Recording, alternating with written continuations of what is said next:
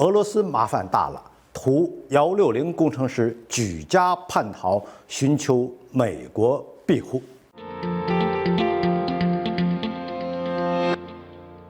各位朋友，大家好，我是严树军，欢迎收看严树军论评。俄罗斯麻烦大了，图160工程师举家叛逃，美国能否借此获得相关机密呢？今天我们来论评一下图160工程师叛逃有何影响。最近看到一条新闻，牵扯到俄罗斯最核心的机密，也跟俄乌局势有着紧密的联系。今天正好跟大家一起分享。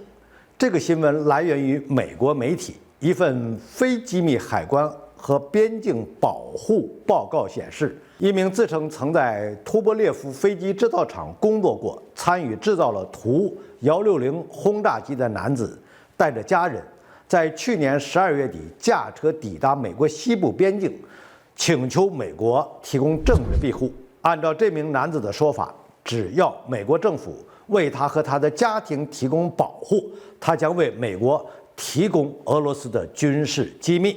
图160工程师举家叛逃，还是逃往美国，要用俄罗斯的军事机密换取美国的保护。不管是哪条消息，都足以引起轰动。如果这条消息属实，那会产生什么影响？与俄乌局势又有何关联呢？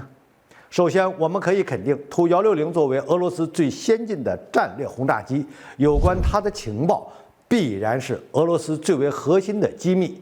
如果这些情报泄露出去，尤其是如果泄露给美国，那肯定是个大麻烦。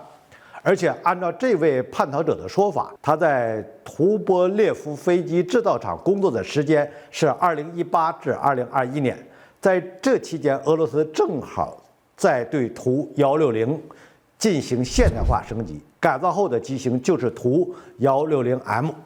以这个时间来推算的话，如果这个所谓的图160工程师没有撒谎，那他所掌握的机密甚至有可能涉及到图160M，美国就能够通过这些情报了解到图160M现代化升级的整个过程。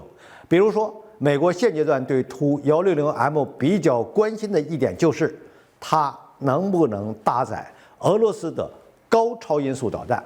如果这次叛逃属实，这些问题统统都不存在了。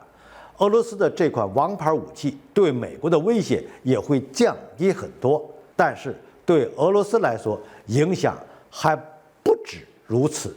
一方面，掌握核心机密的工程师举家叛逃，还是逃到了死对头美国那边去了，对俄罗斯的一个毁辱性是非常强的。另一方面，图160在俄罗斯对乌克兰的大轰炸里是出了不少力的。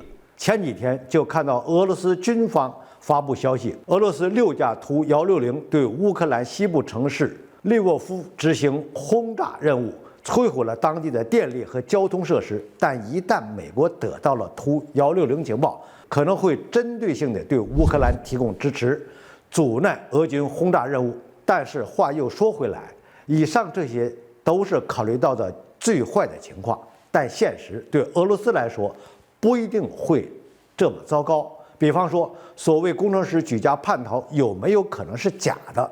这位工程师真的参与图160制造并掌握核心机密了吗？如果他说的都是属实，那以图160的保密程度，他真的能带着全家安然出逃吗？如果真的涉及到图160这种层次的机密，美国对这次叛逃事件的保密工作会做得这么差吗？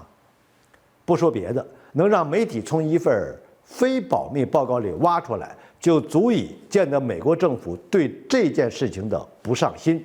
所以从这个角度来看，美国想从其中获得到图160M的核心机密，恐怕也难以如愿。